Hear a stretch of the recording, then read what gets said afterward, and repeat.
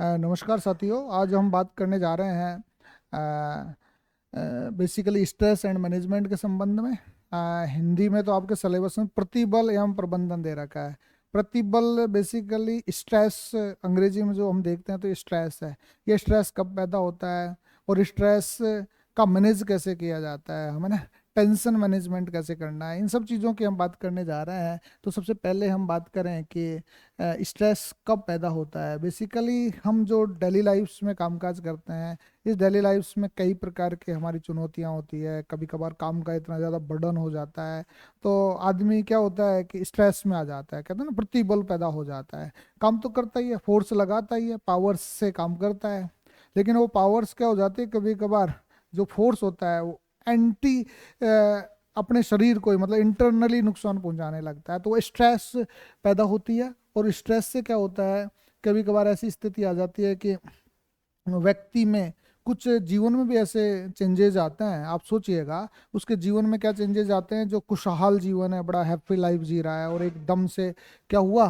कि दुर्घटनाग्रस्त होना, परीक्षा में फेल हो जाना, नौकरी छूट जाना, है ना, अ, आदि। इस वजह से क्या होता है, एग्जाम व्यक्ति क्या है, स्ट्रेस में आता है। इस प्रकार मनुष्य के जीवन में अनेक चुनौतियां, समस्याएं और कठिन हालात होते हैं जो उसे दबाव में डालते हैं, आदमी को प्रेशराइज्ड करते हैं ना। आपका जीवन भी लगता है प्रेशराइज्ड है। जैसे मान लीजिए जो मुख्य परीक्षा की तैयारी कर रहे हैं वो प्रेशर में है, जो यूथ है वो प्रेशर में है कि यार पता नहीं नौकरी कब लगेगी, किस में लगेगी, कैसी नौकरी लगेगी, उसमें हो ना, उस जैसे हालातों में है। कई यूथ हैं तो जो एक ऐसी स्थिति में जी रहे हैं कि एक तो दो समस्याओं से जी रहे हैं। तो मैं तो दो व्यवस्था, जो जो समस्याएं हैं आपकी, उनको तो मैं अवसर समझता हूँ। और कई लोग सोचते हैं कि यार ये बड़ी स्ट्रेस डालती है, अविवाहित होना और बेरोजगार होना। ये अवसर है किनके लिए, ये हम जैसे लोगों को लगता है कि ये अवसर है। यदि टाइमली आपने इन अवसरों का लाभ उठा लिया तो आप बहुत अच्छा कामकाज कर सकते हैं, है ना। और यदि आपने इसको एक बर्डन मान लिया तो आप प्रेशराइज्ड हो सकते हैं। तो ये प्रेशराइज्ड के कारण है। यदि इन्हें ठीक से प्रबंधित कर दिया जाए तो वे सकारात्मक दबाव मतलब यूस्ट्रेस बन जाते हैं, है ना। और यदि ये कुप्रबंधित हो जाए तो डिस्ट्रेस हो जाते हैं। कोई कहता है ना कि डिस्ट्रेस हो गया जी मैं, है ना, कोई कहता है यूस्ट्रेस। आप ऐसे दबाव, देखो बिना प्रेशर के कामकाज नहीं होता। मैं तो कहता हूँ कि प्रेशर का जो कामकाज है ना, वो प्रेशर ही आप में प्रोडक्टिविटी लाता है। आज मैं सुबह से शाम तक नॉन स्टॉप काम करता हूँ, है ना, और शाम को आपको लगता हो पूरी एनर्जी के साथ आता हूँ, आज तो मुंह भी धो के नहीं आया मैं, है ना। तो ऐसी स्थितियाँ हो जाती है। लेकिन आपको यहाँ आते लगता है कि मैं कुछ करके आया हूँ, आज तो इतना जबरदस्त काम किया है हमने, लोगों के 50 लाख रुपए दिलवा दिए हाथों हाथ ही। जो एक होता है ना फैसिलिटेशन काउंसिल, कि किसी का बकाया था कि यार तू दे दे यार, हाथों हाथ ऑनलाइन ट्रांसफर, जो सालों से पड़े हुए थे किसी को, है ना, तो वो हाथों हाथ हमने फैसिलिटेशन करके, कंसिलेशन करके कामकाज किया हमने। तो उससे एक थोड़ा सा सेटिस्फेक्शन हुआ। फिर दूसरा हमने पेपर पढ़ा, पेपर पढ़ने के बाद में बना लिया, है ना। बनाने के बाद में फिर हम थोड़ा सा पढ़ के भी आ गए आपके लिए, और आने के बाद यहाँ भी आ गए। तो मतलब सारे जो कामकाज थोड़े थोड़े थोड़े थोड़े हमने सारे कर लिए आज के। जो लग रहा था कि पता नहीं आज पेपर भी पूरा हो पाएगा कि नहीं हो पाएगा, तो ये चीज़ों को देखा। तो ये चीज़ें क्या हो गई, आपने इसको मैनेज कर लिया तो यू स्ट्रेस। और यदि मैं मैनेज नहीं कर पाता ना किसी भी एक बात को, तो डिस्ट्रेस हो जाता मैं। तो डिस्ट्रेस हो जाता। आपने जो लक्ष्य रखे हैं ना दिन भर के, तो आप इनको समझिए कि आप जब उठें तो आपके पास में एक लिस्ट होनी चाहिए, है ना, आज हमें क्या करना है। और जब करना है तो वो सारे के सारे शाम तक पूरे हो जाएं तो आप क्या करोगे, अरे यार आज तो मजे आ गए जी, सारे काम बहुत अच्छे कर लिए हैं हमने। तो एक अलग ही चीज आएगी, तो पर डिस्ट्रेस नहीं होंगे आप। अब समस्याएं क्या होती है, दबाव किसे कहते हैं। दबाव कोई पूछे कि दबाव स्ट्रेस से बना है, और स्ट्रेस क्या होता है, स्ट्रिक्टस से बना है ना। और इसका अर्थ होता है तंग या संकीर्ण होना, है ना। स्ट्रेस का मतलब क्या होता है, अपने आप यूं लगता है ना, संकीर्णता, नैरो माइंडेड हो जाते हैं हम, और नैरो प्रेशराइज्ड हो जाते हैं, मन दुखी दुखी सा होता है ना, उबा उबा सा लगता है ना। जब आपका मन काटने को दौड़े, जब आपका मन नहीं लगे, जब आप परेशान हो, है ना, किसी भी प्रकार से हो, तो आपको क्या होता है, समझ लीजिए आप स्ट्रेस में आ रहे हैं। ये स्ट्रिंगर से बना है, जिसका अर्थ है कसना, है ना। कोई आदमी आपको ऐसा लगता हो कि कोई कस रहा हो, हमने जकड़ रहा हो, है ना, कोई पाशों में बांध रहा हो, है ना, जाल में बांध रहा हो, ऐसी स्थिति आ जाए तो मांसपेशियों में कसावट हो जाती है, श्वसन दर में। हाँ, कसना ही नहीं चाहे तो बहुत अच्छी, वो यू स्ट्रेस हो जाएगा। ये डिस्ट्रेस की स्थिति है, कोई ऐसी स्थिति में आती है। तो ये कसावट आ गई, आपके श्वसन दर में संकुचन हो गया, डायस्टोल सिस्टोल हो गया मान लो, हृदय दर में डायस्टोल सिस्टोल हो जाना, संकुचन आकुंचन की स्थिति हो जाना। तो क्या होता है, आदमी स्ट्रेस में आ जाता है। और स्ट्रेस क्या करता है, तनाव या दबाव जो भी होता है ना हमारा, वो कठिनतम चुनौतियों का सामना करते वक्त व्यक्ति में होने वाले शारीरिक, सामूहिक, संज्ञानात्मक और व्यवहारात्मक परिवर्तन है। देखिए, आप जो कोई कामकाज करने जा रहे हो, आप एक कठिन लक्ष्य की प्राप्ति करने जा रहे हो, तो आपका शारीरिक परिवर्तन होगा, सामूहिक भी होगा, संज्ञानात्मक भी होगा, है ना, भावनात्मक भी होगा, सारे के सारे आयाम, जो क्रियात्मक परिवर्तन भी होगा। तो ये सब चीजें आपके डेवलप होंगे। आप सोचिए, जब मैं पहली बार जब मैंने मेंस लिख रहा था यूपीएससी का, तो अभी तो मैं क्या हुआ था, जब नौकरी लगती है ना आदमी की, तो आदमी तो सोचता है कि एक कमजोर, मेरा जैसा कमजोर शरीर वाला आदमी, हाँ कैसा कैसा। तो दबाव का क्या है, साइकोलॉजिकल मीनिंग्स हैं आपके। साइकोलॉजिकल मीनिंग्स क्या है, बेसिकली दबाव आंतरिक या बाह्य हो सकता है। तो इसकी मनोदशा क्या होगी, व्यक्ति द्वारा जैविक व मनोवैज्ञानिक प्रतिक्रियाएं करना, जैसे रक्षा करना, डिफेंस करना, एक्सपीरियंस करना, ये मनोदशाएं होगी। और उसका परिणाम क्या होगा, चुनौतियों का समाधान करना। आप या तो क्या क्या करेंगे, आपके पास में कोई चैलेंजेस आए, कोई समस्याएं आई, उनका समाधान करेंगे। यदि समाधान नहीं हुए तो आप बीमार हो जाओगे या तनाव में आ जाओगे। आपको तय करना है आपको क्या करना है। बिल्कुल। कई दफा समाधान नहीं सूझता कि हमें क्या करना चाहिए। यदि आपके पास समाधान है तो सारी चीजें हो सकती है। समाधान है तो सारी चीजें हो सकती है। यदि समाधान नहीं है, आप चिंतित रहते हैं, तो दिक्कतें आ सकती है। तो इसकी प्रकृति को हम देखें कि भाई इसकी प्रकृति क्या है, तो हमने देखा कि इसकी प्रकृति है कि इससे आपका शारीरिक भाव बदल जाएगा। आपका जो फिजिकली जो भाव भंगिमाएं है ना आपकी, वो सारी पता लग जाएगी। आपका संज्ञानात्मक स्तर, आपका कोग्निटिव माइंड से आप याद करना चाहते हो तब भी याद नहीं हो पाएगा। आप इमोशनली, आप सोशली, सभी तरीके से कट हो जाएंगे, है ना। और ये पता लग जाता है, कोई सोचता है ना कि जी मुझे पता नहीं, अरे सब पता लगता है। आप के साथ क्या हो रहा है सबको पता होता है। इन चीजों को ध्यान रखिए। तो हमें क्या करना है, ऐसी स्थिति आ जाए तो शारीरिक समस्याएं पैदा होती है। आप थके थके से लगोगे, ध्यान रखिएगा। जब स्ट्रेस आता है तो आपको थके थके से लगोगे। हाँ, तो वो थायराइड से बढ़ता है, तो वो बातें वो हो गई। जी मचलाना, है ना, नींद की कमी होना, नींद नहीं आती आपको, ये सारी चीजें आपके साथ हो जाएगी। हाँ, तो समझ रहे कि नहीं समझ रहे। ऐसे ये स्ट्रेस के कारण है आपके। दूसरा कारण क्या है, दबाव से व्यक्ति के व्यवहार में परिवर्तन आ जाता है। वो बड़बड़ाता है, बोलो, जल्दबाजी करता है, धूम्रपान और मद्यपान करने लग जाता है वो। कोई कहता है ना कि भाई दारू क्यों पीता है लोग। दारू पीना कोई न कोई समस्या पैदा करता है। कोई समस्या है तभी तो पीता है आदमी दारू, नहीं तो क्यों पिए। हाँ? धूम्रपान पीता, लोग कहते हैं, सॉल्यूशन बताते हैं कि मतलब ये परिवर्तन है, आपका स्ट्रेस का लक्षण है। आप जैसे आप देखिए, आप धूम्रपान कर रहे हैं, तो धूम्रपान क्यों कर रहे हैं, आपको एक सुकून चाहिए, इसलिए लोग सिगरेट पीने लग जाते हैं, बीड़ी पीने लग जाते हैं कि थोड़ा सुकून मिले। होता है सामूहिक परिवर्तन आते हैं, इमोशनल चेंजेस आते हैं, जैसे चिंता, है ना, अवसाद, डिप्रेशन में, डर में, अत्यधिक गुस्सा, उलझन आदि, ये सारी चीजें आ जाएगी। अब दबाव होने से संज्ञानात्मक परिवर्तन भी आएगा, ध्यान रखिएगा, कोग्निटिव। इससे क्या होगा, ध्यान केंद्रित करने में समस्या, स्मृति का कमजोर हो जाना, आपकी मेमोरी डाउन हो जाएगी, क्योंकि मुझे ज्यादा जोर से बोलना पड़ेगा, आप मानोगे नहीं बोलते वक्त भी, वो चीज हो गई। समस्या समाधान और निर्णय क्षमता में कमी आ जाएगी, है ना। ये चीजें ध्यान रखिएगा। यदि आप पे ये आता है ना, प्रेशर आता है, स्ट्रेस आती है, तो आप डिसीजन मेकिंग नहीं कर पाते। कोई समस्या आती है तो उसका समाधान नहीं कर पाते, फिर दूसरों के उसमें जाओगे कि साहब ये बताइए, अरे क्या बताना है, खुद तय करो ना।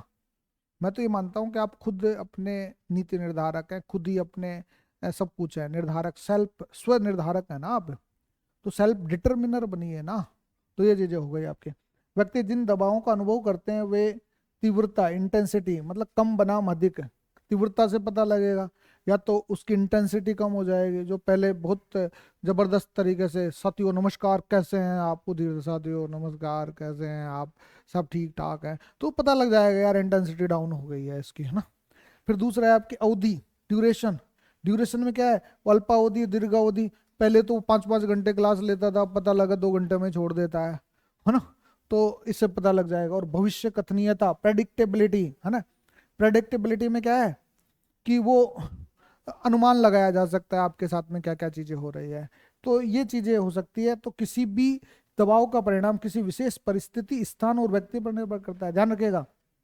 ये जो प्रेशर है ना, या तो हम किसी स्पेशल परिस्थिति में प्रेशर रहते हैं, या कोई स्पेशल जहां स्थान को देख के आप प्रेशराइज्ड हो जाते हैं, है ना। ये गलियां, ये चौबारे देख के आप परेशान हो जाए, है ना। या फिर किसी व्यक्ति को देखकर आप परेशान हो सकते हैं ना। तो ये चीजें बहुत मायने रखती है। परिस्थिति आपका ऐसी सर्कमस्टांसेस देख के आप परेशान हो जाए, तो ये चीजें आपको दिक्कतें कर सकती है। अब बाकी दबाव और अधिक तीव्र दीर्घकालिक ये सारी चीजें होती है, तो हम कैसे करें। अब देखिए कि किसी व्यक्ति द्वारा दबाव या प्रतिबल का अनुभव करना शारीरिक क्रिया बल पर भी निर्भर करता है। इसलिए वो व्यक्ति जिनका स्वास्थ्य खराब रहता है, जो कमजोर शरीर वाले हैं, वे अधिक दबाव, असुरक्षित महसूस करते हैं अपने आप को, ध्यान रखिएगा। ये जो कमजोर शरीर वाले, इसलिए शरीर को ठीक ठाक रखिए ताकि दिक्कत नहीं। आपने देखा होगा कि पिकनिक टाइप के लोग तो मस्त रहते हैं, रहते हैं कि नहीं रहते, मस्त मोला। तो उन चीजों को देख लीजिए। और फिर या तो फिर आप मेंटली, आप इंटरनल स्ट्रांग होने चाहिए। आप बिल्कुल सही हैं, स्वस्थ हैं। और कमजोर का मतलब ये नहीं है कि आप कमजोर हैं। कमजोर का मतलब इंटरनली आप क्या है, स्ट्रांग हैं। तो आप कमजोर नहीं माने जा सकते। इन चीजों को देखिए। तो किसी व्यक्ति के पास उपलब्ध जैसे धन, सामाजिक कौशल, सामना करने की शैली आदि भी दबाव पैदा करती है। कभी कभार तो धन भी तो प्रेशर में डाल देता है आदमी को। ज्यादा पैसा होना भी खतरनाक होता है। आज पता लगा हमें, आज हमें ये पता लगा कि जो लोग इंडस्ट्री चला रहे हैं वो कौन कौन से सर्कमस्टांसेज में जी रहे हैं। पैसा सब कुछ है उनके पास, पैसा बहुत है, लेकिन वो पैसे के लिए क्या क्या करते हैं, तो उनको बहुत दिक्कतें हैं, है ना। कि सोशल स्किल्स नहीं रह पाता, सामना नहीं कर पाते कई दफा। कई बार ऐसी स्थिति भी हो जाती है। तो दबाव के लक्षण कौन कौन से हैं, इन चीजों को हमें देखते हैं। तो दबाव के जो लक्षण होते हैं वो शारीरिक, मानसिक, संज्ञानात्मक, भावनात्मक आधार पे है। तो ध्यान केंद्रित नहीं कर पाना, काइंड अटेंशन, बार बार कहना पड़े हमें काइंड अटेंशन प्लीज, तो इसका मतलब आप स्ट्रेस में है ना। स्मृति कमजोर हो जाए, आपसे मैं कहूँ कि भाई मैंने कल क्या पढ़ाया आप नहीं बता पा रहे हैं, तो आप स्ट्रेस में है ना। जीवन में गलत निर्णय लेना, आप गलत निर्णय ले रहे हो कि भाई आरएस की बजाय आप पटवारी की तैयारी में चले जाते हो, है ना, तो आप स्ट्रेस में है। समय का पाबंद न होना, कि आप 5 की बजाय 5:30 बजे आ रहे हो, तो आप स्ट्रेस में है ना? आत्मसम्मान में कमी आना, आत्मसम्मान में कमी आना, आप सेल्फ कॉन्फिडेंस नहीं रख पा रहे हो, है ना। अचानक व्यग्र ऊर्जा का फट जाना, है ना। मतलब ऊर्जा, मतलब कोई आपसे कहे और एकदम से उस पर टूट पड़ो, है कैसे कह दिया तुमने, है ना। यकायक भावों में बदलाव हो जाना, व्याकुलता, दुश्चिंता, भय, अवसाद होना, नींद न आना, खाने में कठिनाई होना, औषधियों का दुरुपयोग करना, मतलब औषधियाँ, औषधियाँ मतलब ड्रग्स, मादक पदार्थ, है ना। शारीरिक रोग जैसे पेट खराब होना, सर दर्द होना और कमर दर्द होना, ये 3 चीजें हैं। तो आप समझ लीजिए, ये 3 चीजें, ये सीधा सा टेंशन, स्ट्रेस। यदि आपका पेट खराब हो रहा है, बेसिकली स्ट्रेस थी, इसीलिए तो सर्वाइकल हुआ। अब आप कहेंगे कि नहीं जी, बहुत मेहनत करती हैं वो, बहुत सारी चीजें हैं और हो जाता है, और ऐसी स्थितियां पैदा होती है। अरे सारी चीजें पैदा होती है, सब कुछ होता है, लेकिन कहीं न कहीं आप स्ट्रेस में हैं, इसलिए आपको सर्वाइकल है। आप कहीं ना कहीं आपका देखो, कोई कहता है साहब मेरे तो कमर में दर्द हो रहा है जी। अरे कमर में दर्द क्यों हो रहा है, कहीं ना कहीं समस्या तो है। जो वो चीजों को भूल जाइए जिस वजह से आप होते हो, जो नेचुरली चीजें हैं, भाई कमर में दर्द होता है वो। बाकी बाकी के जो, यदि आपके रोज ही कमर में दर्द हो रहा है, आपके रोज ही सिर दर्द कर रहा है ना, आप थके थके से लगते हो, तो कहीं ना कहीं गड़बड़ है ना। पेट खराब हो जाता है आपका।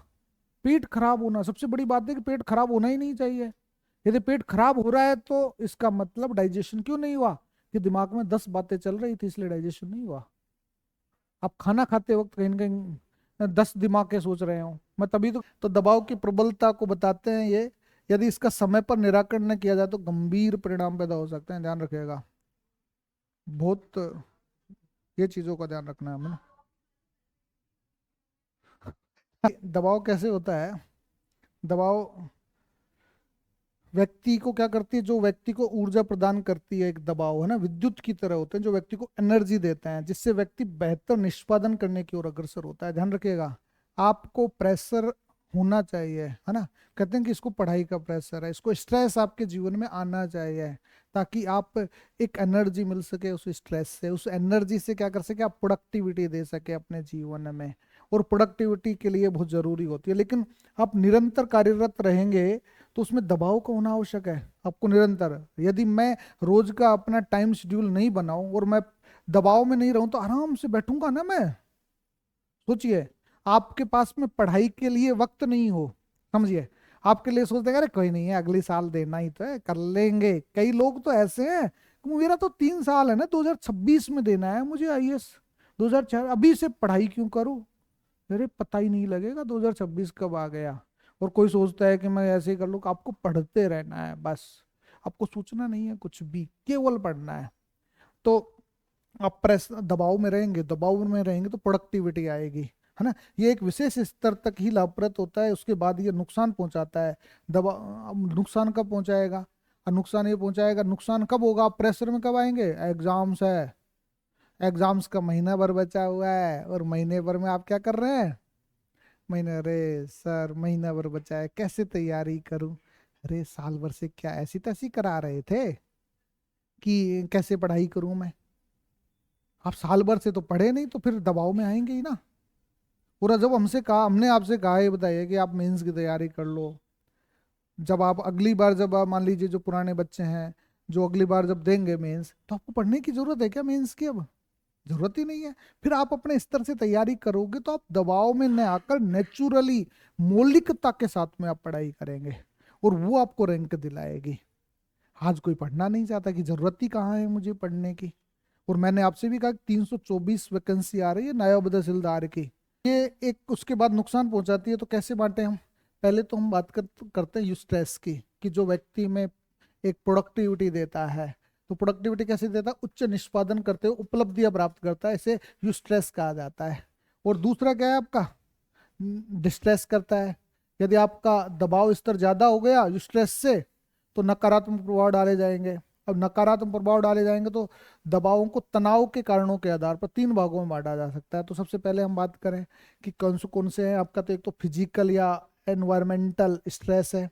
तो फिजिकल तो आपका क्या होगा, जैसे एनवायरमेंट है, एनवायरमेंट में अभी क्या स्थिति बनती है, आपको महसूस नहीं होता, लेकिन आप कभी कभार परेशान से लगते हो, थके थके से आ रहे हो, मान लो बाजार में गए, आप फैक्ट्री एरिया में गए, तो थकान सी महसूस होती है। इसका मतलब आपके यहाँ एयर पोल्यूशन की समस्या है, वाटर पोल्यूशन की समस्या है। यदि ऐसी स्थिति आती है, गंदे नाले से गुजर रहे हैं, तो वहाँ आपको वाटर परेशान कर रहा है, या आपको एयर पोल्यूशन से लगता है कि बीच बीच में कण आते हैं ना बीच बीच में, और परेशान से हो जाते हैं, मन में आता होगा ना, फील होता होगा कि मैं घर जाता हूँ तो बहुत अच्छा फील करता हूँ, और यहाँ आते ही मेरे एक टेंशन हो जाती है। उसकी वजह है एनवायरमेंट। कि आप एनवायरमेंट चेंज नहीं कर सकते, आपको रहना शहर में है, तो फिर बताओ क्या करें। तो ये बहुत बड़ी समस्या। इससे बेटर है कि सर्दियों में बाहर ही ना निकले तो बेटर रहेगा। लेकिन फिर भी नहीं, हमें तो आनंद आएगा बाहर घूमने में। अरे घूमने की स्थिति नहीं है यहाँ पे। तो शोरगुल, गर्मी, सर्दी आदि से पैदा होते हैं ये प्राकृतिक आपदाओं जैसे आग, भूकंप, बाढ़, सूखा आदि से भी पैदा हो सकते हैं। और भौतिक दबाव से व्यक्ति शारीरिक दशा में परिवर्तन करता है, जैसे अत्यधिक श्रम करने से शरीर में पौष्टिकता की कमी हो जाती है, मतलब न्यूट्रिशंस की कमी हो जाती है, जैसे मुझ में हो गई है ना। या शरीर के किसी अंग में चोट लग जाने से आराम से चलने या सोने में दिक्कत आती है। कहते हैं ना कि पैर की चोट, छोटा वैज्ञानिक दबाव आपका क्या है, साइकोलॉजिकल स्ट्रेस क्या है, जो मन में पैदा होते हैं। कभी कभार मन में ऐसे विकार पैदा हो जाते हैं जो आदमी को दिक्कत खड़ी करता है, जैसे किसी के बारे में अत्यधिक चिंता करना, है ना। कोई किसी के बारे में, अरे यार पता नहीं उसका क्या होगा, उसका क्या होगा रामा रे, तो उसी में उलझा रहता है। पुरानी घटनाओं को बार बार याद करके परेशान होना, है ना। जल्दी हिम्मत हार जाना, ये सारी चीजें हमारी क्या है, आपको स्ट्रेस पैदा करेगी।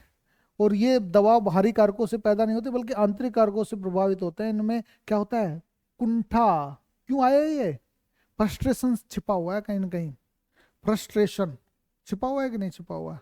जैसे मान लीजिए जिससे उद्देश्य से आपने तैयारी की, आप नहीं बन पाए, किसी दूसरे को देखा तो उसको इतनी ज्यादा प्राथमिकता दे दी, तो लोग सोचते हैं कि यार इसको दे दी मुझे क्यों नहीं दी, फ्रस्ट्रेशन है ना? द्वंद्व में फंस गए आप, द्वंद्व है। द्वंद्व कि भाई क्या करे क्या नहीं करे, ऐसी स्थिति हो गई, दो ऐसे विकल्पों में फंस गए आप, जो आप चूज ही नहीं कर पा रहे कौन सा श्रेष्ठ है ना।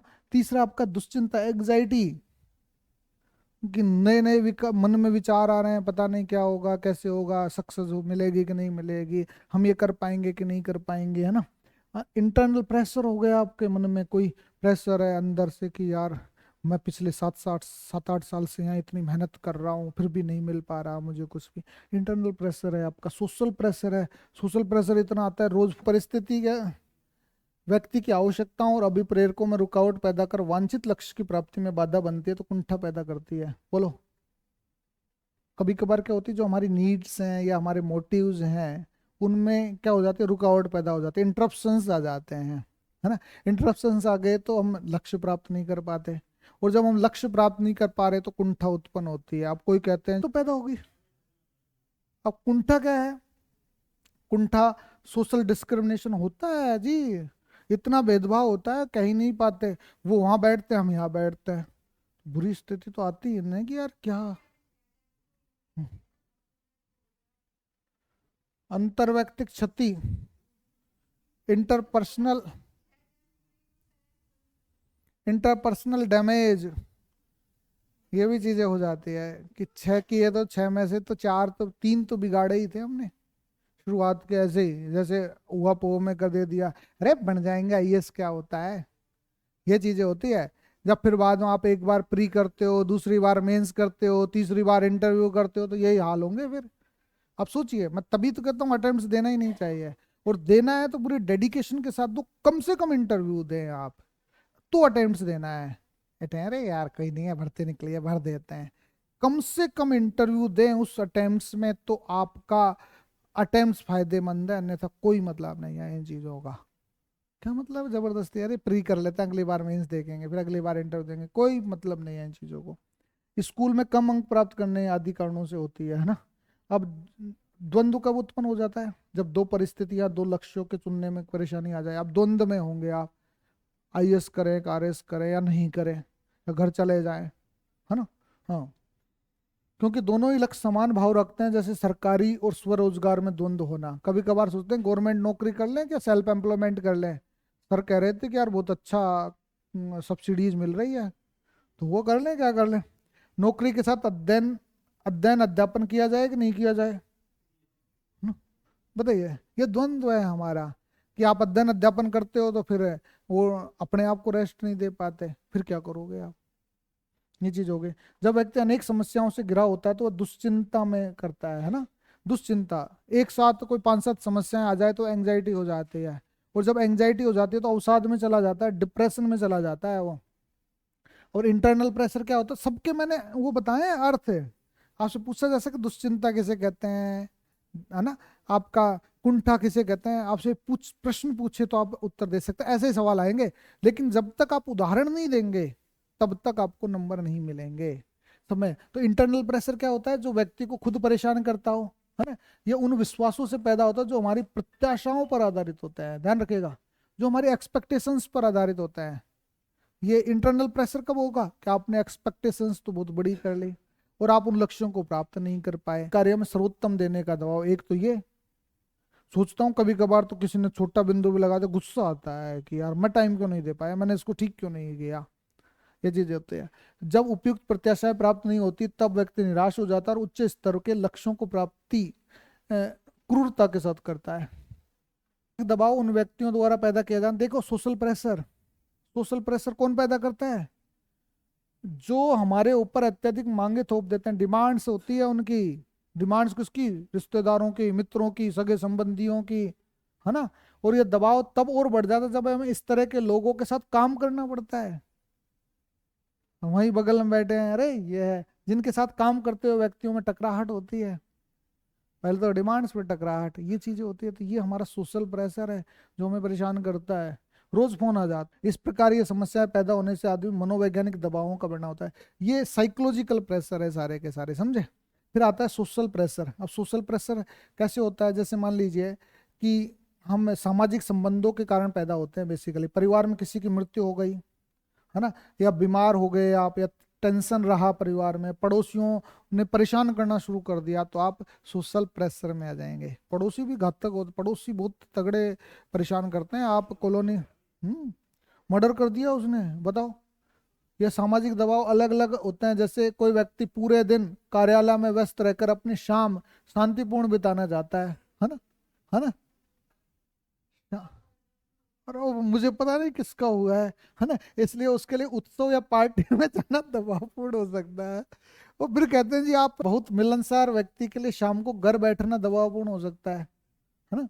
अब के स्रोत देखिए, ये मैंने इसलिए डाला है कि आप अपने आसपास के उदाहरणों को से पुष्ट कर सको इन बातों को।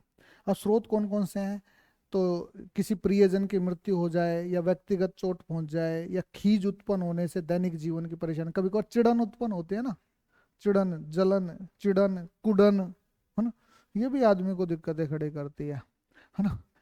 तो इसलिए व्यक्ति दबाव महसूस करता है। और दबाव के प्रमुख स्रोत कौन कौन से हैं, बेसिकली हमारी जीवनचर्या से जुड़ी गतिविधियां हैं।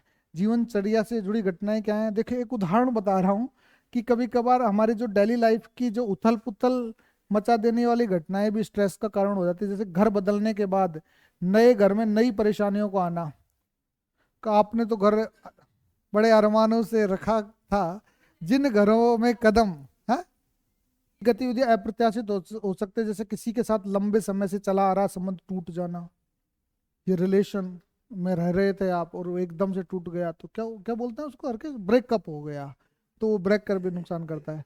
ये सब गतिविधियां कम समय में एक साथ घटित होती है, जिससे व्यक्ति कठिनाई और दबाव में महसूस करता है ना। ये सारी चीज हो गई। ये बातें मेरी नहीं है, कहीं ले जाओ, है ना।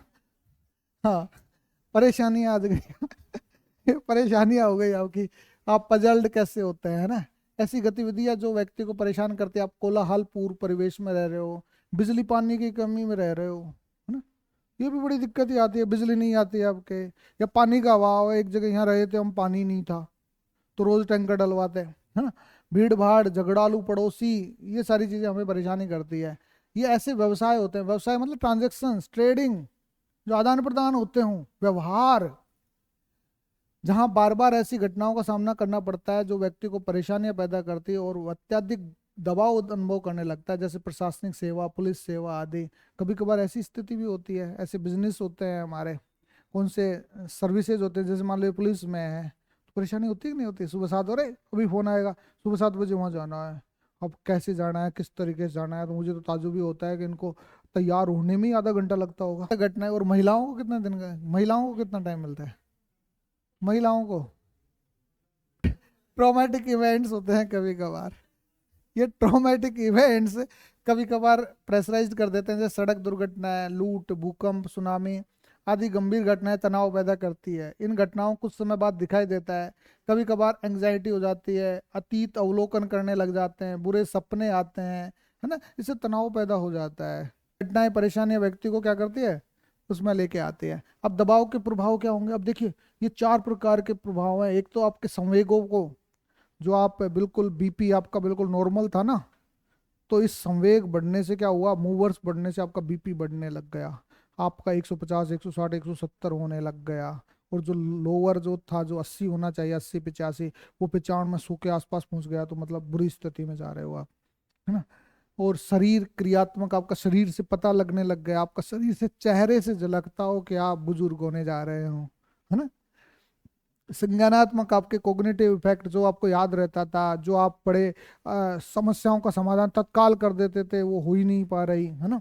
आपके क्रियात्मक पक्ष से आप आना जाना बंद कर दिया आपने लोगों को, है ना। तो ये 4 पक्ष हैं जो हमें प्रभावित करते हैं। सबसे पहला है शरीर क्रियात्मक, हम यहीं से तो पता लगाते हैं, बाद की बातें हैं वो तो। इसमें क्या होता है, जब शारीरिक और मानसिक दबाव मनुष्य के शरीर में होते हैं तो एड्रीनलिन हार्मोन और कार्टिसोल हार्मोन का स्राव बढ़ जाता है। ध्यान रखिएगा, ये हार्मोन्स बढ़ जाते हैं, इसको बोलते हैं एडीसीएच क्या बोलते हैं, और कार्टिसोल एसीटीएच बोलते हैं, ये बढ़ जाते हैं। इससे हार्ट बीट, बीपी, मेटाबॉलिज्म जैसी क्रियाएं प्रभावित होती है। आपने देखा होगा कि जब ऐसी स्थिति आ जाती है तो आपका बीपी बढ़ जाता है, इवन डाइजेशन सिस्टम खत्म हो जाता है आपका इन चीज़ों से। थोड़े समय में ये दबाव इतने अधिक कुशलतापूर्वक कार्य करने में सहायता करते हैं, लेकिन दीर्घकालिक रूप से शरीर को नुकसान पहुंचा सकते हैं। जैसे एपिनेफ्रीन और नॉन एपिनेफ्रीन रसायनों का छोड़ा जाना, इससे क्या होगा आपका किडनी डैमेज हो सकते हैं, समझ रहे हैं आप। ये केमिकल्स डेवलप हो गए तो पता लगे किडनी को डैमेज कर दिया। आजकल तो ऐसी स्थिति हो रही है, मल्टी ऑर्गन फेल होना, ये केमिकल रिएक्शन ही तो है शरीर में। एक हमारे पूर्व पार्टनर थे, धीमा धीमा हो जाता है, फेफड़ों में हवा भर जाती है, हृदय गति बढ़ जाती है, ये सारी चीजें हमारे शरीर की होती है। और यही चीजें होती है ना, high BP, high cholesterol, diabetes, है ना, आपका हार्ट अटैक, आपका स्ट्रोक्स आना, ये सारी की सारी चीजें हमारे शरीर में होती है। और देखते हैं कि 70% लोग मरीज हैं आजकल, 70-80% बढ़ गए हैं मरीजों की स्थिति।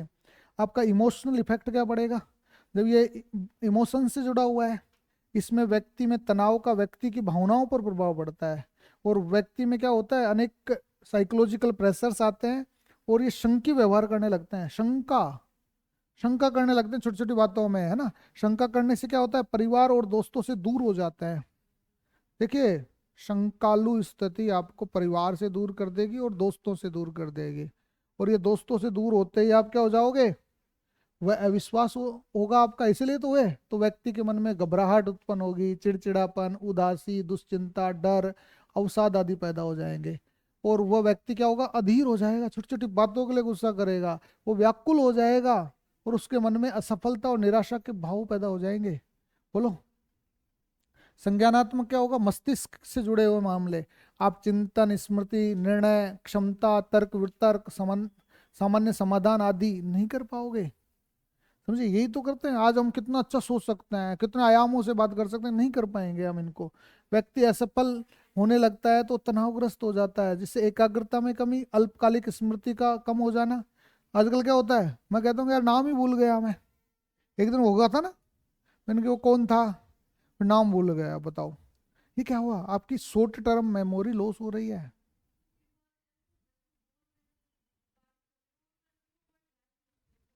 तो शॉर्ट टर्म गायब हो गया, गायब हो गया, वही तो मैं कह रहा हूँ कि कैसे हो जाता है, इसका मतलब कहीं ना कहीं समस्या है ना। वित्तीय घाटा होने लगता है, आपके फाइनेंशियल क्राइसिस, गलत निर्णय लेते हो, ठोस निर्णय नहीं ले पाते, ये स्थितियां आपके आ जाती है संज्ञानात्मक पक्ष में। फिर दूसरा, व्यवहार में आप इसको स्पष्ट करोगे, लोगों पे गुस्सा निकालोगे, है ना, तो क्या होता है, आपको क्या होगा, नींद कम आने लगेगी, भूख कम लगेगी, आप मादक पदार्थों के शौकीन हो जाओगे, पीता नहीं, पीता हूँ गम भुलाने को, है ना। दबाव की वजह से व्यक्ति ड्रग्स के भी उपयोग करने लगता है ना, जो उसकी लत बन जाती है और जिससे वह अपने व्यवहारिक जीवन में एकाग्रता की कठिनाई और समन्वय में कमी, जिम्मेदारियों से बचने की कोशिश, ध्यान रखेगा, आदमी जिम्मेदारियों से तब बचता है जब ऐसी स्थिति आती है, और कार्यस्थल पर अनुपस्थिति जैसे कार्य करने लगता है जब ऐसी स्थितियां आती है। तो आप समझ जाइए कि क्या स्थितियां हमारे प्रभाव को डालेंगे। दबाव और हेल्थ में संबंध बताया गया है, दबाव और हेल्थ। स्ट्रेस में तो ये फायदेमंद है, लेकिन यदि डिस्ट्रेस हो गया तो व्यक्ति में पेट में खराबी होने लगेगी, शुरुआत यहाँ से होगी, पेट में खराबी होने लगेगी, शरीर दर्द करने लगेगा, बुखार, उल्टी, हैजा आदि बीमारियों का सामना करना पड़ेगा। उसका तंत्रिका तंत्र मतलब न्यूरॉन सिस्टम होता है ना, वह इम्बैलेंस्ड हो जाएगा, न्यूरोलॉजिकल डिजीज पैदा हो जाएगी, जैसे लकवा आना, या आम बात हो गई है, ब्रेन हेमरेज होना, ये रोग हो जाएंगे उसके, ये स्थिति आ जाएगी। और यदि आप लगातार बीमार रहो तो हृदय रोग, मधुमेह रोग, अल्सर, दमा आदि रोगों की संभावनाएं बढ़ जाएगी। मैं डरा रहा हूँ आपको, है ना। तो शारीरिक बीमारी 50 से 70% बीमारी स्ट्रेस की वजह से होती है हमारे, है ना। तो दबाव से व्यक्ति पर प्रभाव पड़ेगा। तो इसके लिए हमें क्या क्या करना चाहिए, इस चीज़ को हमें देखना है। बेसिकली इसके 3 घटक है, गैस मॉडल दिया था कि आप अस्पतालों में भर्ती मरीजों पर एक निष्कर्ष निकाला था एक मनोवैज्ञानिक ने। पहला तो क्या था कि अलार्म रिएक्शन होता है आपका, अलार्म रिएक्शन स्टेज। इसमें क्या होता है, उसके शरीर में बहुत से शारीरिक बदलाव होते हैं। उसी समय यदि आपने तय कर लिया ना, समझा दिया, जैसे आपका प्रतिरोध, रेसिस्टेंस की अवस्था आएगी, अलार्म तो कर दिया आपको, अलार्म से भी आप नहीं हुए तो रोका जाएगा, रुक जा भाई, रुक जा, रुक बाबा रुक, थोड़ा रुक, है ना, ये चीजें कही जाएगी। तो व्यक्ति अपनी श्वसन क्रियाओं, हृदय गतियों आदि को संतुलित, मुझे रेसिस्ट कर रही है अभी, जीव खतरे का सामना करने के लिए तैयार रहता है, मुझे रेसिस्ट कर रही है, अलार्म तो दे दिया था मुझे 2 साल पहले, अब रेसिस्ट किया जा रहा है कि आप रुक जाइए। यदि आप नहीं रुकेंगे तो क्या होगा, तो आप एक्सोरेशन स्टेज में पहुंच जाओगे, और एक्सोरेशन स्टेज में क्या होगा, आप शारीरिक बीमारियां पैदा कर लोगे, जिसमें डायबिटीज भी हो सकते हैं, हाई बीपी भी हो सकती है। यदि व्यक्ति अपने लक्ष्यों की प्राप्ति कर लेता है तो तनाव समाप्त या कम हो जाता है। ये हाई बीपी डायबिटीज की स्थिति आने से पहले ही, मान लीजिए मैं पहुंचा, रेसिस्टेंस में पहुंचा और मैंने दो चार चीजें, मेरी उपलब्धियां हासिल कर ली मैंने, तो मैं बहुत अच्छी स्थिति में हो जाऊंगा, फिर मेरे कुछ नहीं होगा, ये ध्यान रखिएगा। और यदि मुझे कुछ नहीं मिला तो डेफिनेटली मैं एक्सोरेशन की स्थिति में हो जाऊंगा, और बस फिर कुछ नहीं है, फिर तो रोज गोलियां खाते रहो और अपना कामकाज चलाते रहो, बस ऐसे ही चलेगा जीवन। फिर वो जीवन भी क्या जीवन, जो ये चीजें करनी पड़े। समझिए आप। तो आप, आपको प्रबंधन कैसे करना है, मैनेज कैसे करना है, अब बेसिकली है मैनेज करना। बेसिकली स्ट्रेस जो है ना, एक तरीके से साइलेंट किलर है, जो पता भी नहीं लगने देता, आपको मारता है ना, मेरे चेहरे से झलक रहा होगा, है ना, जो शारीरिक रोगों को पैदा करने में मुख्य भूमिका अदा करता है। इसमें जो हाई बीपी है, हार्ट है, अल्सर है, डायबिटीज है, कैंसर है, ये दबाव से जुड़ी हुई है। कोई कहता है ना कैंसर क्यों हो गया, अरे भाई कैंसर तो होना ही था। यदि आप प्रेशराइज्ड होंगे तो आपको दिक्कतें आएंगी, तो आपके सेल्स में अपने आप ग्रोथ आ जाएगी। आपके डायबिटीज क्यों हुआ, कि जो एक लेवल था ना शुगर का, वो टेंशन की वजह से एकदम से या तो डाउन हो गया, बढ़ गया, तो आपका होना ही था। सोचिए, आपके दमा क्यों हुआ, दम मारो दम, न क्यों हुआ, चाहे निकल जाए दम, है ना। तो ये चीजें हैं आपके, इसलिए हुआ कि आप ऐसी स्थितियों में जी रहे हो, आपका परिवेश अच्छा नहीं है, आप एयर पोल्यूशन में जी रहे हैं, आप वाटर पोल्यूशन जी रहे हैं, एयर पोल्यूशन। आप देखिए आपका एक्यूआई लेवल कितना है। आप भिवाड़ी में अपने बच्चों के लिए लगे हो कि भिवाड़ी नौकरी करनी है मुझे, पैसा कमा के देना है, हाँ, पता लगा कि वहां से पैसा नहीं, कोई और लेके आ गया। सोचिए, हाँ, शहर है धुआं धुआं, है ना, ये चीज हो गई। तो इससे क्या हुआ, इसलिए शैक्षणिक संस्थानों, सरकारी कार्यालयों, कॉरपोरेट कार्यालयों में, सभी में दबाव प्रबंधन का प्रयास किया जाता है। बेसिकली कई कॉरपोरेट हाउसेस तो इतने अच्छे हैं जो हर वीक, हर फोर्टनाइटली, मंथली आपके ये स्ट्रेस क्लासेस चलाते हैं। सरकारी कार्यालयों में तो साल भर में नहीं होता स्ट्रेस मैनेजमेंट के। तो आपको क्या करना है, पहले तो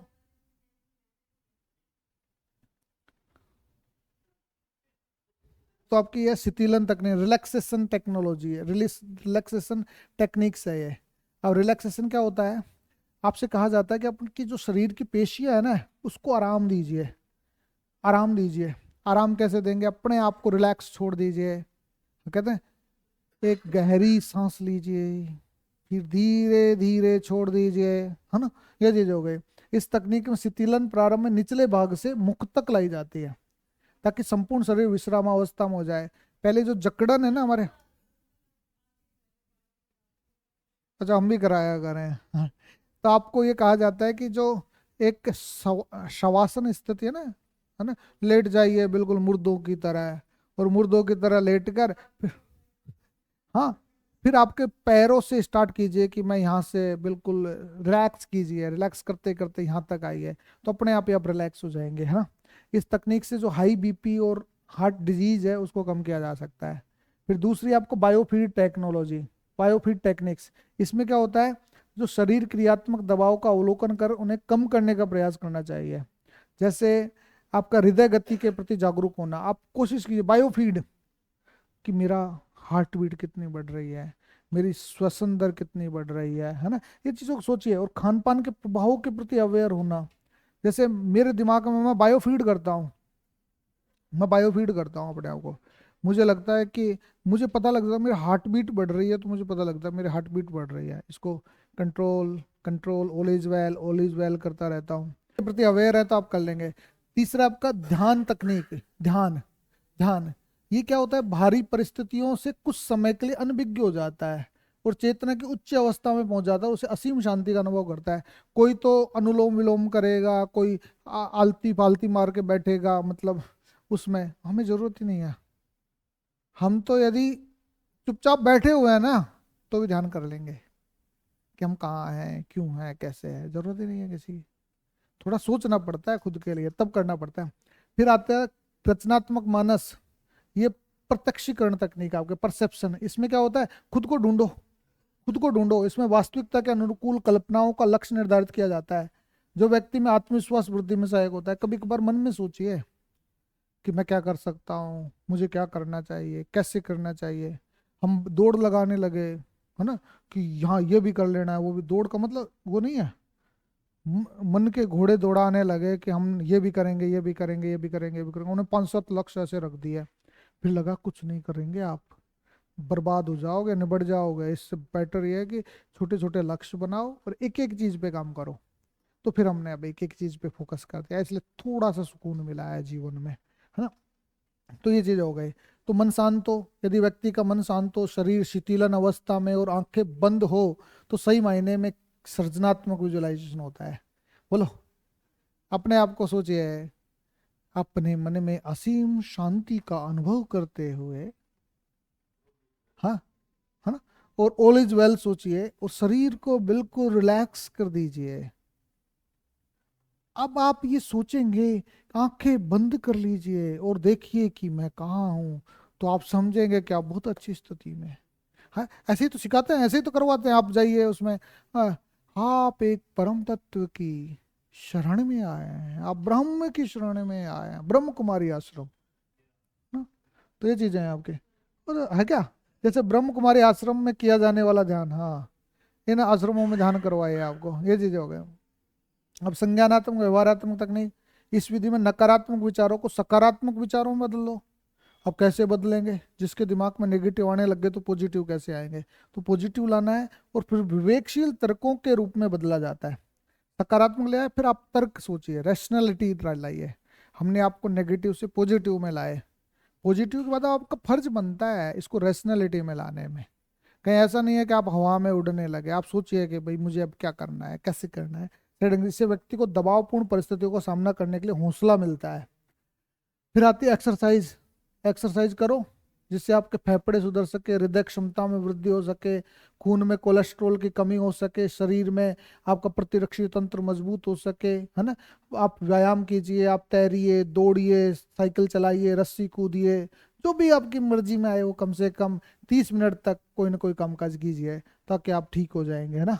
फिर इसको सकारात्मक स्वास्थ्य को प्रोत्साहन देने के तरीके हैं ये चीज़ें आप देख सकते हैं। WHO ने क्या कहा है, कैसे है। तो इसके तरीके जो बताए हैं बेसिकली, पहला तो है स्ट्रेस रेसिस्टेंस पर्सनालिटी, कि हमें क्या करना है। तो वो कहते हैं कि 3C काम में लेना है हमें। 3 प्रकार के रोग होते हैं, और 3 प्रकार के रोग किस तरीके से होते हैं, कि उच्च स्तर के तनाव कैसे होते हैं, और 3 उच्च स्तर के तनाव के बाद निम्न स्तर के रोग में उसकी पर्सनैलिटी कैसे प्रभावित होती है। तो हमें क्या करना है, एक तो कमिटमेंट करना है, एक कंट्रोल करना है, और एक चैलेंज लेना है। इनसे एक शील गुण दृढ़ता बनेगा, परसिस्टेंस बनेगा इसका। शील गुण व्यक्तित्व में पढ़ा है ना हमने, तो शील गुण इससे पता लगेगा। आप अपने आप को कमिट कीजिए, कंट्रोल कीजिए, और चैलेंज रखिए। कमिट आपने कर लिया, कमिट के बाद में कंट्रोल कर लिया, तो आप चैलेंज लेंगे, तभी तो कर पाएंगे आप सारी चीजों को। तो व्यक्ति विकसित कर लेता है और आसानी से अपना जीवन चलाता रहता है। बोलिए, जीवन चलाता रहता है। तो फिर जीवन कौशल सीखिए। जीवन कौशल कैसे सीखेंगे हम, हाँ, अच्छी आदतों का विकास करना चाहिए, और बुरी आदतों, जैसे पूर्णतावादी होना, परफेक्शनिज्म छोड़ देना है। जैसे मैं परफेक्शनिज्म चाहता हूँ, धीरे धीरे छोड़ रहा हूँ, मैं निक्की भैया पे निर्भर रहने लगा हूँ, है ना। प्रोक्रास्टिनेशन से मुक्त होने का मतलब विलंबन करना, अपने आप को छोड़ देते ना, टालना, वो वाली चीजों से मुक्त हो गए भाई, रहने दीजिए ये चीजें। फिर आपके क्या आती, सहायक आदतें, पॉजिटिविटी लाइए अपने जीवन में। पॉजिटिविटी कैसे लेकर आएंगे, कि सकारात्मकता से व्यक्ति किसी के निवेदन को अस्वीकार करना। देखिए आप कैसे करेंगे, आप जो भी पढ़ रहे हैं, आप जो भी आप ऐसा व्यवहार कौशल जो हमारी भावनाओं, आवश्यकताओं, इच्छाओं और विचारों के स्पष्ट और विश्वसनीय संप्रेषण में सहायक होता है। जैसे सकारात्मकता से व्यक्ति किसी के निवेदन को अस्वीकार करना।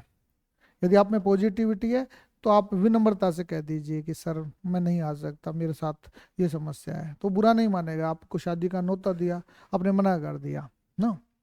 अपने मत को अभिव्यक्त करना, है ना, अपने जो ओपिनियन है उसको एक्सप्रेस कर दो। खुलकर प्रेम या क्रोध अभिव्यक्त कर पाता है। आपके ऊपर किसी के ऊपर गुस्सा भी आ रहा है, निकाल दो, है ना। ये भी चीजें हैं, उससे क्या खुद तो फ्री हो गए ना। जिससे ये गुण होते हैं उसमें उच्च आत्मविश्वास, आत्मसम्मान और अस्मिता का भाव पाया जाता है ना। ये चीजें हो गए। अब फिर आता है टाइम मैनेजमेंट, आपको करना है। टाइम मैनेजमेंट बहुत जरूरी है कि आप अपने लक्ष्यों को प्राप्त करने के छोटे छोटे लक्ष्यों में बांटिए। आप छोटे छोटे लक्ष्य ये हो गए कि भाई मुझे 7 दिन में अब ये सब्जेक्ट्स पढ़ने हैं, तो सब्जेक्ट्स पढ़िए ना। आप कहेंगे साहब 4 पेपर ले रहे हो, 2 पेपर ले रहे हो 7 दिन में,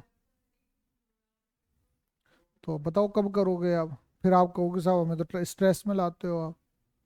मैं स्ट्रेस में नहीं ला रहा, पेपर देना है तो दे लीजिए, और आप भी देना चाहो तो दे लेना, पढ़ तो लिए ही तुमने, जो दूसरे हैं सारे के सारे।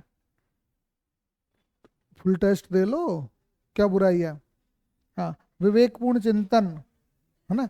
आप विवेकपूर्ण चिंतन कीजिए, जानिए अपने बारे में, वर्तमान भविष्य दोनों को बिगाड़ देगा यदि नकारात्मक रहेंगे तो इसमें जो आपके विकृत विचार हैं या विश्वास है उनको चुनौती दीजिए। आपके दिमाग में जो कीड़े बसे हुए हैं ना, कचरा बसा हुआ है, वो निकाल दीजिए, अपने आप ठीक हो जाओगे, है ना। और सकारात्मकता की ओर बढ़े, संबंधों में सुधार करें। जिनसे आपकी दोस्ती टूट गई है उनसे दोस्ती कर लो। जैसे हमारे संबंधों में सुधार, जो अनुचित प्रकार की ईर्ष्या थी या नाराजगी थी उसको दूर कर दीजिए अपने जीवन में। क्या मतलब है कि ईर्ष्या, हो सकता है ईर्ष्या की वजह से, हो सकता है नाराज हो आप किसी बात से, उस वजह से नहीं कर पाए, है ना। स्वयं की देखभाल करना सीखिए, क्योंकि खुद स्वस्थ तो दुनिया स्वस्थ है, सब बेकार है। पहले खुद को स्वस्थ होना चाहिए, है ना। तो स्वस्थ, दुरुस्त और शांत रखता है व्यक्ति, जीवन में तनाव को मुक्त कर देता है। लेकिन जीवन कौशल में कभी कभार असहायक आदतें हैं, है ना, ये हेल्पिंग हैबिट्स हैं जो अपने आप ही आ जाती है ना, जिस पर विजय पाना बहुत आवश्यक है। जैसे पूर्णतावाद, परफेक्शनिज्म, जैसे मुझ में है ना।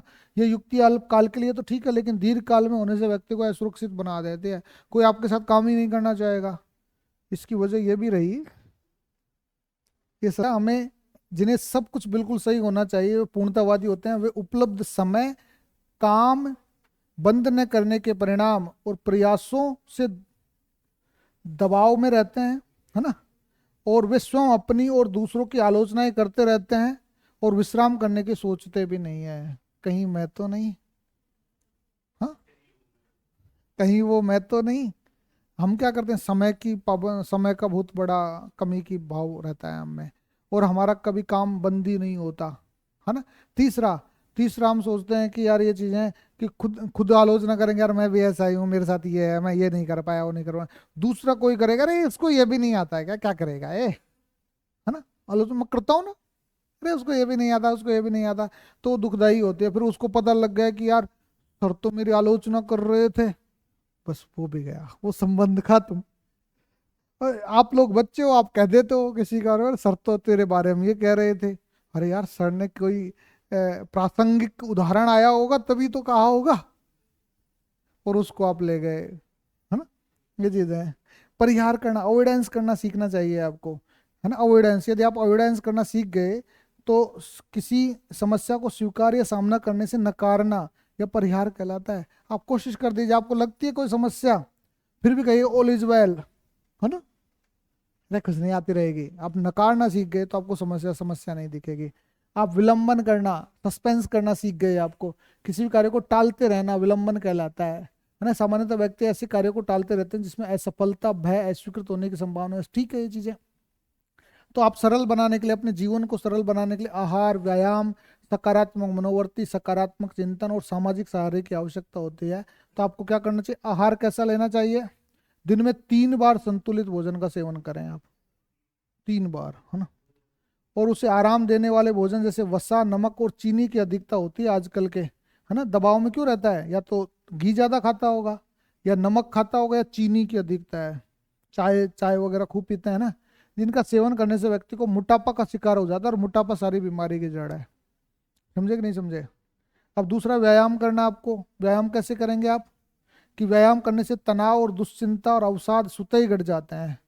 तो इसलिए आप शारीरिक स्वस्थ व्यक्तियों की शारीरिक और मानसिक खुशहाली का अनुभव कराती है, और उस समय क्या करते हैं ये, जीवन में नकारात्मकताएं घट जाती है। आप पॉजिटिव एटीट्यूड रखेंगे तो क्या होगा, पॉजिटिव एटीट्यूड रखेंगे तो आपका सोचने का नजरिया बदल जाएगा, और सोचने का नजरिया बन जाएगा तो आप क्या करोगे, रियलिटी के प्रति आप आसानी से मूल्यांकन कर लेंगे, क्या सही है क्या गलत है। दूसरा, आप क्या करेंगे, जीवन में उत्तरदायित्व का भार आ जाएगा आपके पास में, रेस्पॉन्सिबिलिटी लेना पसंद करेंगे। दूसरे के विचारों में सहिष्णुता आ जाएगी, कोई कह रहा है तो कह लेने दीजिए, टॉलरेंस पावर आपकी बढ़ जाएगी। और सफलता के लिए श्रेय और असफलता के लिए दोष स्वीकार करने लगेंगे आप। ये पॉजिटिव एटीट्यूड होता है। आप मान लो जी कोई किसी चीज में सफल हो गए तो कह देंगे मेरे टीम वर्क था ये, जिस वजह से हम सफल हुए। और आप असफल हो गए तो आप कह दीजिए नहीं जी ये कुछ कमियां रही है हमारी, इनको हम स्वीकार करेंगे। सकारात्मक चिंतन का मतलब जीवन के जो अनुकूल परिणामों के प्रति झुकाव पैदा करते हैं, है ना। इसलिए सकारात्मक चिंतन से व्यक्ति बाधाओं को पार कर अपने लक्ष्य की ओर अग्रसर रहता है। पॉजिटिव यदि आपके थॉट्स हैं तो आप अपने आप ही सारे जीवन को सफल बना लेंगे, है ना। फिर सामाजिक अवलंब, सोशल सपोर्ट होना चाहिए आपका, कि भाई कोई आपकी परवाह करता हो, है ना, किसी के लिए आप परवाह करते हो। तो ये सारी चीजें भी हमें क्या करती है, स्ट्रेस को कम करती है। जैसे मान लीजिए जिन पर आप विश्वास कर सकते हैं, मान सकते हैं, उन्हें हमारी परवाह है, उनके लिए हम मूल्यवान हैं, ध्यान रखिएगा, ये इस बात को ध्यान रखिएगा। और जो हमें प्यार करते हैं, यही सामाजिक सहारा है, यही तो सोशल सपोर्ट है। समझिए आप इन चीजों। इससे व्यक्ति में तनाव कम होता है और मानसिक स्वास्थ्य भी बेहतर होता है। इसके 3 प्रकार बताए उन्होंने कि मूर्त अवलंब है। अब मूर्त अवलंब क्या है, टेंजिबल जो दिखाई देता है, जैसे आपका धन है, वस्तु है या सेवा है आदि की सहायता के रूप में मूर्त सहारा होती है। जैसे सिविल सेवाओं की परीक्षा उत्तीर्ण कराने में किसी शिक्षक द्वारा वित्तीय सहायता प्रदान करना, है ना, या फिर आप कर दीजिए कोई सेवा देना कि आपको पढ़ाने में मदद की, ये मूर्त अवलंब है आपका, जो आपको स्ट्रेस को कम करेगा। दूसरा आपका सूचनात्मक अवलंब, कि किसी व्यक्ति की कोई समस्या होने पर उसके समाधान से जुड़े हुए विकल्पों की सूचना उसने दे दी, तू ये भी कर ले, तू ये भी कर ले, तो ये क्या हो गया, सूचनात्मक अवलंब हो गया। तीसरा क्या हुआ, सांवेगिक अवलंब, दबाव के समय प्रियजनों को अपनी वस्तु स्थिति बता दी आपने, तो आपको इमोशनल सपोर्ट मिल गया, है ना। सोचिए, ये इमोशनल सपोर्ट, ये इंफॉर्मेटिव सपोर्ट, और वो आपका टेंजिबल सपोर्ट, है ना। तो इससे सामाजिक अवलंब मानसिक स्वास्थ्य संबंधी देने वाले कारक हैं, ये सारे चीजें फायदा देने वाले अवलंब के कारक हैं। तो ये लास्ट ईयर के प्रश्न है जो हमने देखे हैं। तनाव के स्रोत हैं आपके, प्रतिकूल क्या है, पृष्ठोन्मुखी व्यवधान से आप क्या समझते हैं। पृष्ठोन्मुखी मतलब फीडबैक, फीडबैक देता हो, फीडबैक इंटरप्शंस, कि मतलब आपको ऐसा रेसिस्टेंस जो आपको रोकता हो बार बार, वो हुआ। तनाव प्रबंधन की युक्तियों को समझा, ये बता ही दिया था। सकारात्मक स्वास्थ्य और खुशहाली में आप क्या समझते हैं, ये बताना है आपको। तो ये सारी बातें थी, कैसा लगा आपको जरूर बताइएगा, और देखते रहिएगा हमारा एथिक एजुटेक। नमस्कार, धन्यवाद आपका।